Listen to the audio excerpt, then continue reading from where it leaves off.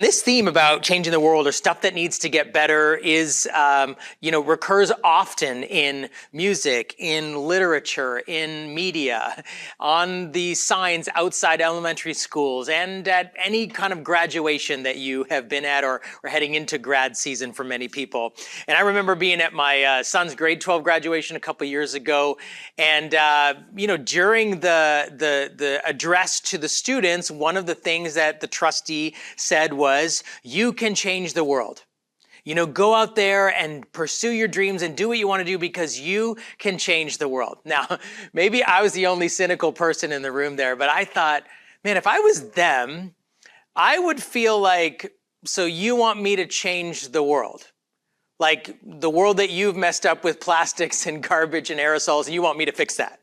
That you've messed up with your broken marriages or the dysfunctional relationships you have, and somehow I'm supposed to fix that. Or, the leaders and politicians and pastors and CEOs or whatever who have used their authority or their role or their power for themselves and has therefore messed up the organizations and the people and the communities that they're supposed to be leading, and you want me to fix that. I mean, I would have felt like, yeah, thanks a lot. That's not an inspiring speech at all.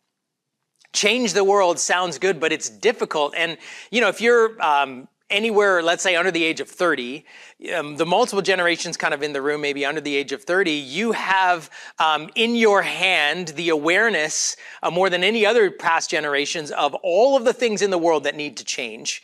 And you are expected to have an opinion, a stance, a post regularly about it, and some plan to change the world with your career or the new business you're going to start or whatever you're studying or whatever that is. Like that's on you. And I know in talking to people in that generation, you feel that. And let's say for any of us over 30, right? That's kind of generous.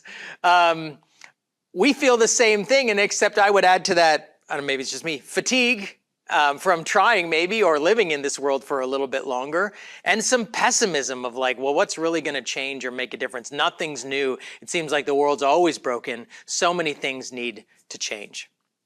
And so whether you're over 30 or under 30, when we think about our world out there and the world that is close to us in our relationships or jobs or school or whatever, this overwhelming awareness of everything that needs to get better, and oftentimes the feeling of like, I'm not really sure what to do about it, can lead us into or tempt us towards some reactions that are understandable but not helpful. One is just selfishness. You know what? Forget the world. I'm just going to look after me and mine. I'm going to do what I need to do. I'm going to pursue my dreams. I'm going to live for myself. I'm just going to look after my little world because I can't do anything about that out there. Or distraction. I'm just going to swipe, for me, off the New York Times app and turn on my Sportsnet app. And I'm just going to distract myself because I don't want to think about that anymore. It's been a long day, or I can't fix that, or man, I can't read another article about this or that, or someone posting about this or that. I'm just going to distract myself. I'll look at other stuff on my feed. Or maybe if I'm not distracting myself, and the reason I am distracting myself is because what I don't want is to feel despair, like a sense of hopelessness. And maybe for some of us, the acute feelings of anxiety or depression or whatever, in part, are due to the fact that we feel overwhelmed with what we see around us, and maybe the expectation or pressure that we put on ourselves and others to do something about it. Selfishness, distraction, despair, or burnout. Because I'm trying to fix this, to make it better, to make a difference in the world. And maybe some of us who were on the over 30 side of it who are now feeling a sense of pessimism because of the burnout when we tried. This is an understandable thing. This is what happens when we are very aware of the world that needs to change. Now, if you're a part of this community or you're a person of faith, there's added complications, right? Because when we see the things in the world that need to get better, we start to not just wrestle with ourselves, but we wrestle with God and say, God, do you see this?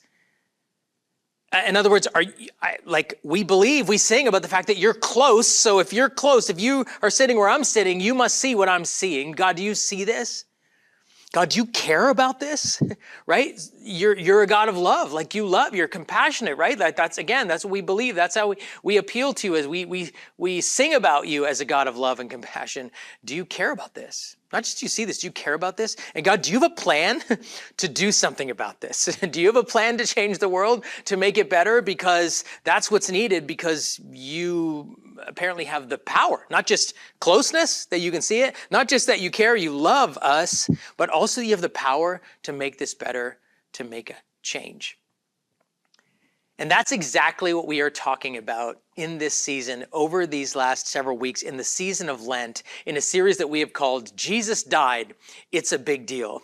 And in part, I've never used this language yet up to this point, but Jesus' death was a plan to change the world. This is all about God making our world and us better. This is actually what this season is about. And in fact, this day, the week before, the Sunday before Easter weekend, throughout the world for the last 2,000 years, there's a word that occurs most, or in the songs that are sung most on this day. It's actually in a song that we've already sung today. It is the word Hosanna. It's not a word we use every day, but it's the words that were used on this day 2,000 years ago, talking about Jesus, and the word means God saves, which is change the world language, isn't it? God, you'll save us. You'll save the planet. You'll save this world. Come and save us. And God does save us. That's what that word Hosanna means. And so we want to kind of come to, an exclamation point on this 7-week series that we've been in the season of Lent as we head towards Easter weekend next weekend. That God does, in fact, have a plan to change the world. God does, in fact, save, and is tied somehow to the death of this man, Jesus, 2,000 years ago. But it's a plan that actually can rescue us from the temptation to selfishness or distraction or despair or burnout. It is something better, but it is also a plan that we might not expect. Kind of before we go into the rest of what God's plan is to change the world, I want to give you a moment. You have a piece of paper and a pencil, hopefully, if you came in today. If you don't have one, just put up your hand and someone will get you one. But I want you to just take a minute and a half, and write down on this piece of paper, and here's what I want you to write. I want you to write down something in our world or your world that you care about that really needs to change. That desperately needs change. Something in your world or in our world that desperately needs change, that really matters to you, even if you feel kind of hopeless about whether it can change. I want you to just take a minute and just kind of locate what about what I've just said matters to you. Where does this meet you right now? Something in your world and our world that you really care about, that you feel desperately needs change. Just take a moment to do that.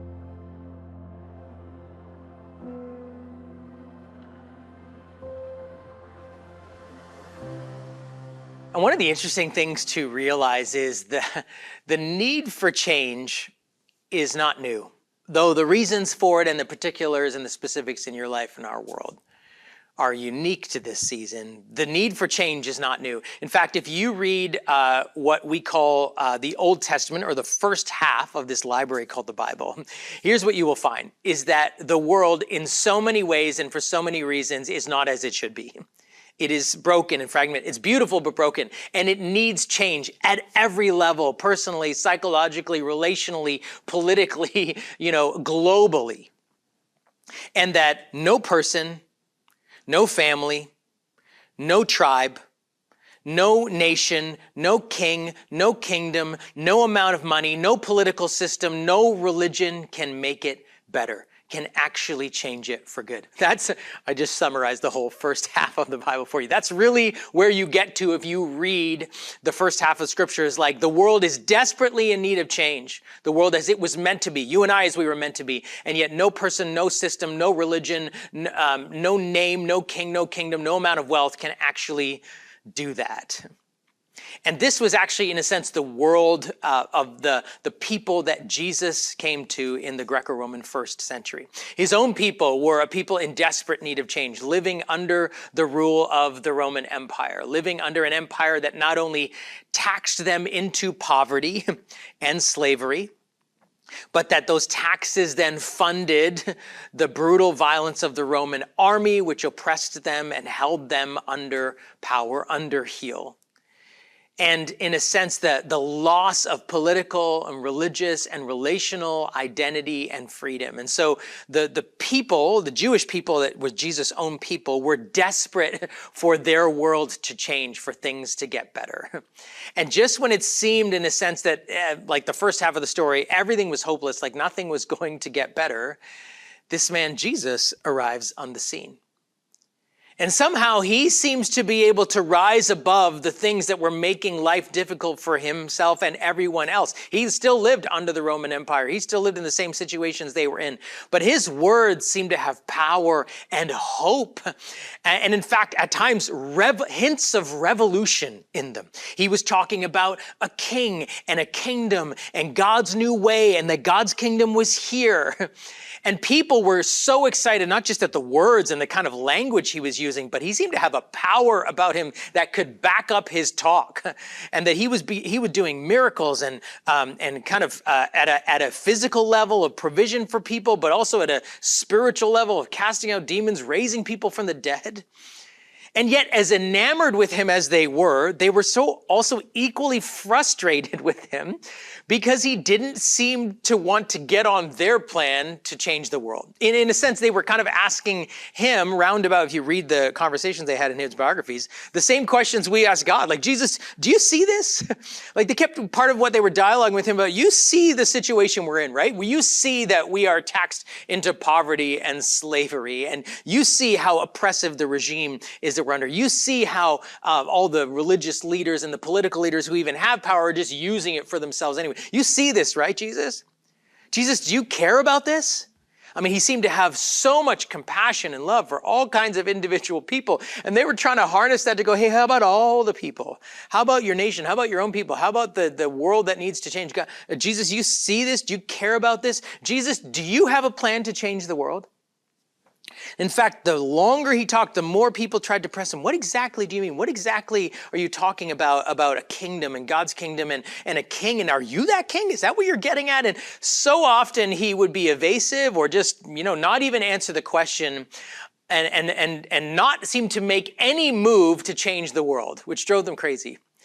Until one day when he seemed to finally see and care and have a plan, and was going to put that plan in action. The scriptures tell us that Jesus told his disciples to get him a donkey, and he sat on it, and he then approaches the capital city of Jerusalem, kind of the center of religious, political, and social life, which is, if he was going to plan to change the world and start a revolution and lead an army with all of these people that he's got around him, that's where he would go. And look what we read in John's biography of Jesus as he begins to approach Jerusalem. This is John chapter 12, verses 12 to 13 and 17 to 19. The next day, the news that Jesus was on the way to Jerusalem swept through the city. A large crowd of Passover visitors took palm branches and went down the road to meet him. They shouted, "Praise God," or some of your translations say, "Hosanna." In other words, God saves. I mean, they knew this, the revolution starting. "Blessings on the one who comes in the name of the Lord." And listen to this, "Hail to the King of Israel." Man, The plan, he's got the plan. And this is why, in part, look at what John says in verse 17, 18, that everyone was excited. Many in the crowd had seen Jesus call Lazarus, his friend, from the tomb, raising him from the dead, and they were telling others about it. So this whole miracle of Jesus raising his friend Lazarus back to life after he was dead for 4 days was spreading everywhere. And it was kind of the powder keg that had gone off that everyone was like, oh, now it's on. This was the reason so many went out to meet him, because they had heard about this miraculous sign. Then the Pharisees, who were part of the religious sort of influence and ruling group, said to each other, there's nothing we can do. Look, everyone has gone after him. Right? This is the language of movement, of a plan to change the world. If they were wondering, Jesus, do you see this? Do you care about this? Do you have a plan? Yes, it's happening. Revolution is here. And his disciples and the whole crowd of people, it says the news of him swept through the city. The city would have been about 3 times its normal size because of the Passover celebration. So people would have come from all over. So this language of the news of Jesus arriving, and this language of hail to the king, that he was coming. And they were saying, hail to the king of David and the king of Israel. The religious leaders around actually said to Jesus, you can't let people say that about you. And every other time when Jesus had kind of trying to turn attention away from himself or evade any questions about kingship or rule or leadership or revolution, this time he says, no, I'm not going to tell them to be quiet. In fact, if they were quiet, even the stones would cry out, not the Rolling Stones, the stones that were sitting around there. It's like, no one can stop this proclamation of the fact that I am the king of Israel. Whoa! His disciples must have been so excited. In fact, they would have been excited because they were like, hey, if he's the king, we're in his inner circle. We're the princes. We're going to be a part of that. And then classic Jesus, he starts to explain to them what's going on. Listen to what he says after to his disciples. Jesus replied to them, now the time has come for the Son of Man to enter his glory. The Son of Man was a title Jesus had used about himself a lot. And they must have thought, yes, now's the time to enter his glory. These are good words. And then, of course, he starts saying something random that they don't quite understand, but which they wrote down later. I tell you the truth, unless a kernel of wheat is planted in the soil and dies, it remains alone. But its death will produce many new kernels, a plentiful harvest of new lives. Those who love their life in this world will lose it. Those who care nothing for this life in this world will keep it for eternity. Anyone who wants to serve me must follow me, because my servants must be where I am. And the Father will honor anyone who serves me. Now my soul is deeply troubled. Should I pray, Father, save me from this hour? Hosanna, save me. But this is the very reason I came. Jesus makes this move to go into Jerusalem, and it looks like he's starting the revolution. And he says, he lets people call him the King of Israel. And he even says to his disciples, now is the time for the Son of Man to enter his glory. It's like he was saying, okay, guys, gather in. Here's my plan to change the world. Do you want to hear it? I'm going to die. I'm going to die. Verse 24, he says, unless a kernel of wheat is planted in the soil and dies, it remains alone. This is my plan. This is how I'm going to get glory. This is what it means to be the King of Israel. This is my plan to change the world. I'm going to die. He says, in fact, I have to. If I remain alone, if I stay where I am, nothing will happen. But if I die, it will change the world. It will multiply in its effect. It will have an exponential impact. And that's why he says at the end of it, what should I say to God? Save me from this death that I'm about to die? No, this is the very reason I came. Jesus' glory, his glorification, which they would have been excited about when they heard that language, was his crucifixion. This is my plan to change the world, guys. I'm going to die. And if they were confused about that, they would have been even more than confused about what he said next. There's more. Want to hear more about my plan to change the world? I'm going to die, and you're going to die too. You're going to die too. Verse 26, anyone who wants to serve me must follow me. in other words, must also die, right? He says, unless a seed falls to the ground and dies, it cannot change the world. I'm paraphrasing. So I'm going to do that. And anyone who wants to be with me must do that as well. I'm going to die. You're going to die. And we're going to change the world. That's my plan. What do you guys think? They hated his plan. They hated it. We know that. In fact, if you read all of the Gospels, there's kind of a halfway point, a turning point in each of them, though they're all slightly different. In each of them where Jesus, instead of the first half is all about the authority and the power and the miracles and this mounting kind of hoping suspicion that Jesus is the revolutionary, the one that's going to change the world. And then right at that moment when they all really start to believe that that's who he is, and that's who he is, who he says he is, he starts talking about dying. And it said it got to the point where he said it's so much that they were like, enough. And they nominated Peter or whatever. And Peter says to him, Lord, you got to stop talking like this. Like, this is killing us. This is bumming us out. And this cannot be the plan. You have to stop talking. And what Jesus says to Peter is, you don't understand God's plan to change the world. You don't get it. Move aside. You don't understand. This is the plan. And they wanted no part of this plan, which we can totally empathize with them because I'm sure they were like, how is that going to change anything? That's actually the opposite of change. That's what all happens to all the other messiahs. What do you mean that's going to happen to you? That's not a plan to change the world, Jesus. And secondly, that's not what we signed up for. This is not what we wanted. Not only for you not to die, but for us, we don't want to die either. That can't be the plan. And yet, as they began to walk with him, and as we're entering what we call Holy Week, as they entered the last week, what they didn't know was the last week of Jesus' life, and they see that he's getting arrested and that the powers that want to kill him are becoming stronger than the powers that he have, and he doesn't seem to be using his powers to stop it, and they realize he's going to die, that this plan is actually going forward. They want no part of it. They're out. And they all abandon him. They did not want any part of it. But they didn't understand his plan, at least not at the time.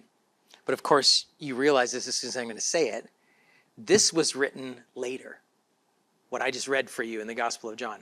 They wrote it down later because they said, oh, this is what he was talking about. This was his plan. This wasn't like a suicide mission. This wasn't just like death for death's sake. I'm going to die. You're going to die. Life sucks. Sorry. That's too bad. Life is just hard. That's just what it's going to be. Death wasn't the end. It wasn't the story. And that's why he goes on to do a little farmer talk with them, which some of them may have grown up on farms, definitely knew people who were, or maybe even have been a part of farming themselves. He says this. He starts talking about farming. He says, what does a farmer do with a single seed? Does he hang on to it? Does he keep it in his barn? No, he gives it away. In fact, he kind of throws it recklessly, and in a sense, it dies, right? He throws it on the ground. He sticks it in the ground. It goes dark into the earth alone. It's like a Disney movie about a seed, but that's what happens. It's small, it's insignificant, it looks kind of weak, and it gets given away. It gets put in play, it gets thrown on the ground, and it, in a sense, dies. But Jesus says, you know that that's not the end of the story, because in fact, the moment it dies is the moment it starts to live. In fact, it cannot live unless it dies. And when it dies, what does it do? It begins to multiply exponentially into new life. He says, you know this. This is what happens with seed. They would have seen it. They may have been near a farm when he was explaining this to them.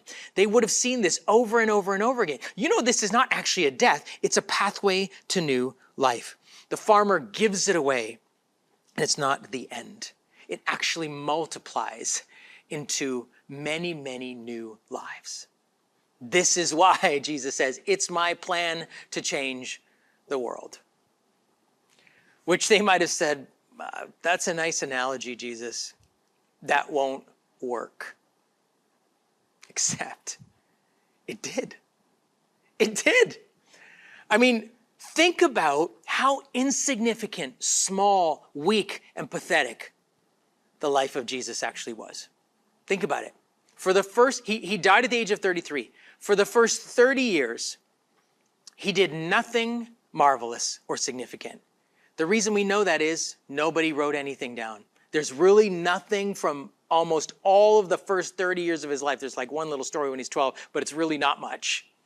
He did nothing. In fact, he grew up in a poor town from a poor family and did nothing for 30 years that was remarkable at all or world-changing. Jesus was not a world beater for the first 30 years of his life. We know this because, in fact, when he started to teach and, kind of show up with some authority and power, the rest of the people tried to discredit him, saying, who are you? Like, you're just a carpenter's son from Nazareth. Like, who are you? You're nothing. Small, insignificant. And even then, in those 3 years, he spent most of his time with 12 people, a kind of a ragtag group of people who weren't smart enough to be rabbis or anything like that some of whom were like kind of, disreputable, like tax collectors. Others of whom were just kind of common people, fishermen, people who were uneducated in the day. And those 12 in the sense ended up being failed experiments. One of them betrayed him to his death. The other 11 abandoned him when he was dying because they wanted no part of his plan to change the world. And so it was kind of a pathetic movement even for those 3 years. And yes, he did some amazing stuff, but in the end, he never graduated from high school, never got a master's or a PhD. He never started a company. He never held office. He wasn't a king of anything. He didn't own land. He didn't get married or have children. He didn't make a name for himself in any way like that. And basically was poor, had one piece of clothing at the end of his life when he died. And he died alone as a criminal, as someone who people were making fun of, and buried in a borrowed grave. It was, in a sense, a pathetic existence. But think about this, and you know this.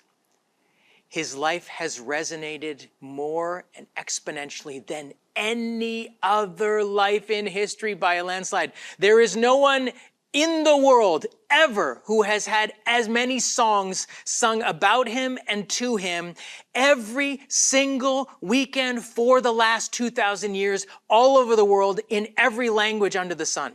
His own biography is translated in over 2,000 languages. He is the number one subject in art by a landslide. There isn't anyone even close who has been painted more or sculpted more than Jesus. There are statues of him buried in the Mediterranean. There are statues of him standing over some of the largest cities in the world. This is what his life has become. In fact, they don't put his biographies that are part of the Bible on the New York Times bestseller list. They don't list it because it would be number one every year. Everything else is second because of his life. And even more than that, there are billions of people around the world for the last 2,000 years, myself included, who would say this: he changed my life. He changed my world. There are countless people who literally that is their witness.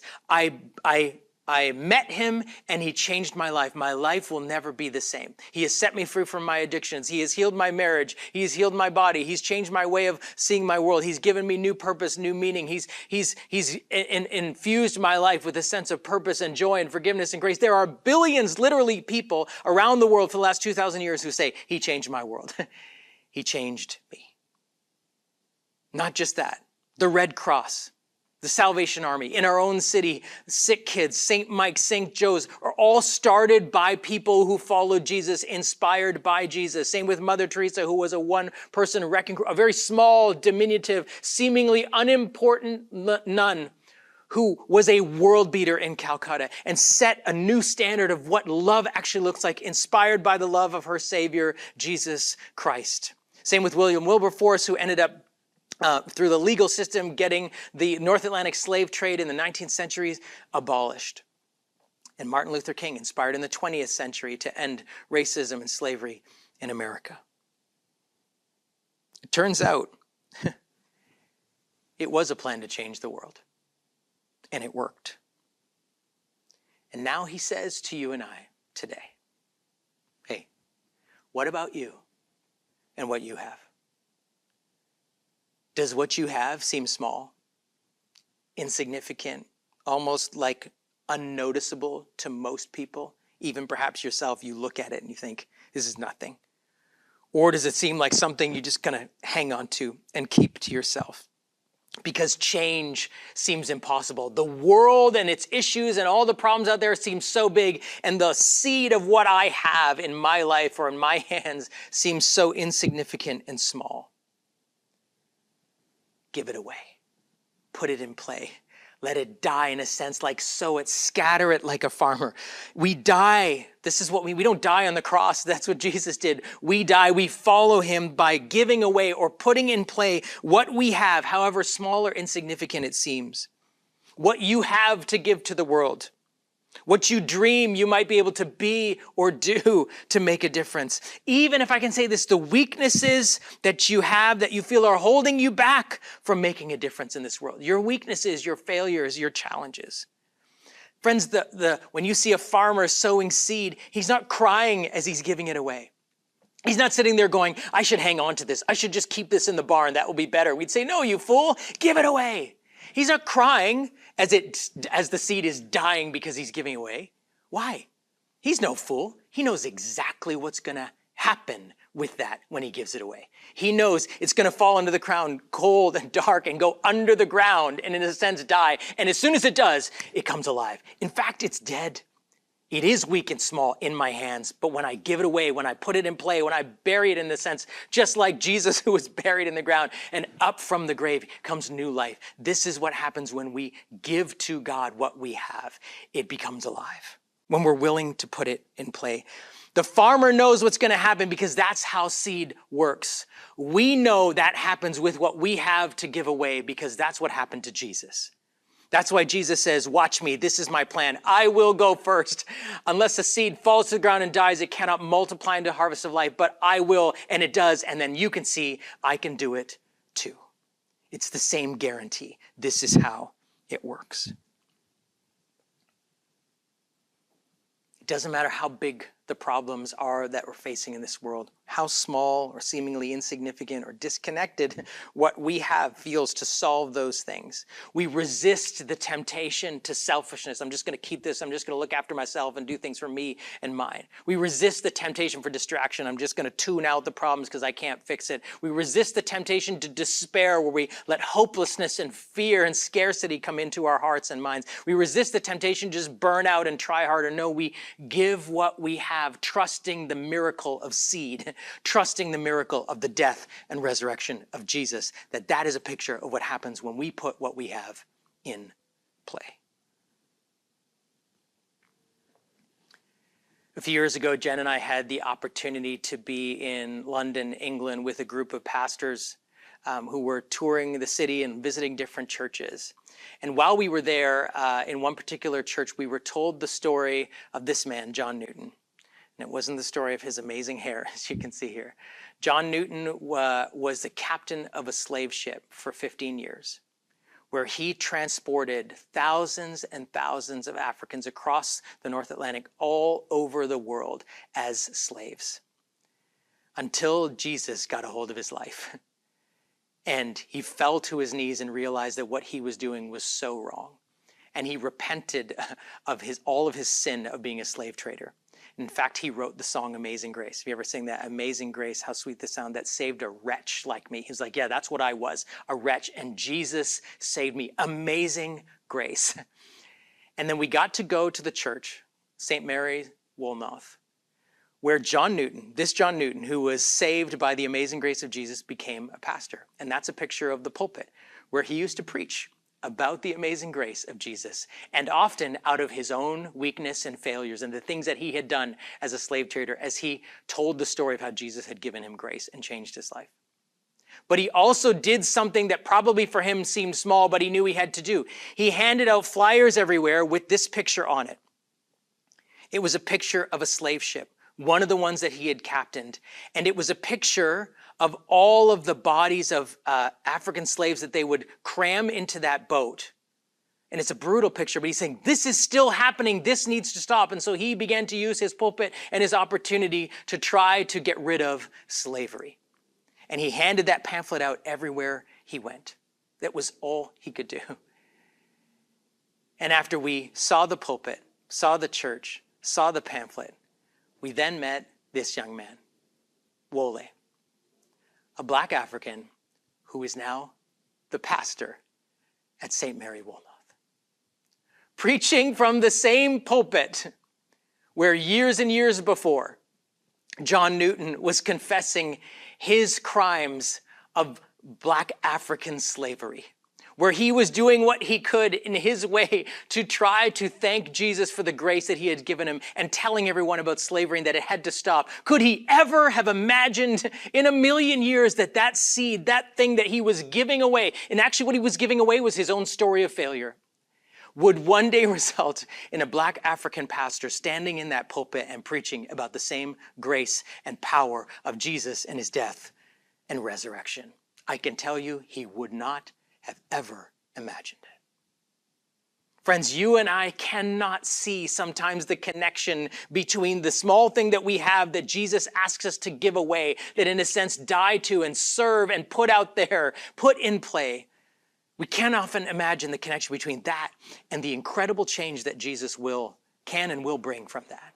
But that is not our job, that is his. Our job is to follow in the footsteps of our Savior, saying, here's my plan. I'm going to die, then you're going to die. And that's how we're going to change the world.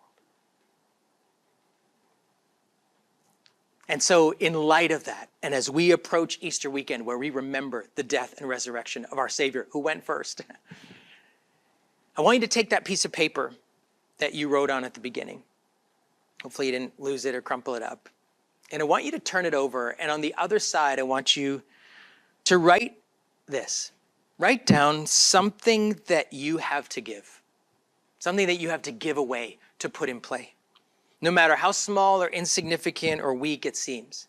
It may just be simply your name. Maybe for some of us who feel like we are not enough, that we are insignificant, that we are unnoticed, that we are too small to make a difference, or too young, or too old, or whatever it is. Maybe it's just you're going to write down your name and, Jesus, this is what I have to give away. This is what I have to put in play. Maybe it's a dream that you've had. Maybe a dream that you feel like is over, or a dream that maybe you're not sure how will ever be realized. Maybe you're going to write down there a talent or opportunity, a strength or resource that you have. Jesus, this is what I have. I don't know how it can be used to change the world, but I am willing to give it away. I'm willing to put it in play. Maybe it's your role or the title you have at your workplace. It may seem small or insignificant or no one else, you don't seem important to anyone else, you think, but you know it's what you have. Or perhaps it's a weakness, a struggle, or a failure. Something that you feel you've done that's disqualified you or that makes you feel so weak and unable to do anything right now. You're going to write that down. And as the band leads us in a song, I'm going to invite you to come up, and there's 2 pots that have dirt in them. And I want you to plant this in a sense, and I want you even to feel the dirt on your fingers, to push it into the ground. Not as, in a sense, as something that's dying, but not something that you're losing, but in a sense, something that you're putting in place, something that you're trusting, in a sense, burying it with the same faith that you have in the one who himself was buried and was raised to life, knowing that Jesus, I don't know how you're going to make a connection between what's on 2 sides of this paper. On the one side, it's like, hey, God, do you see this stuff? This is the big thing that needs to change. The other side is, this is what I have. I'm not sure how this does that or any of that, but we're going to do this together and bury it, put it in plain, say, Jesus, I'm giving this to you. And I trust that in the same way that you gave up your life and 3 days later were raised to life, and that life, though pathetic and small at the beginning, exploded into change around this world for the last 2,000 years. I'm going to trust that you can do that with what I give to you as well.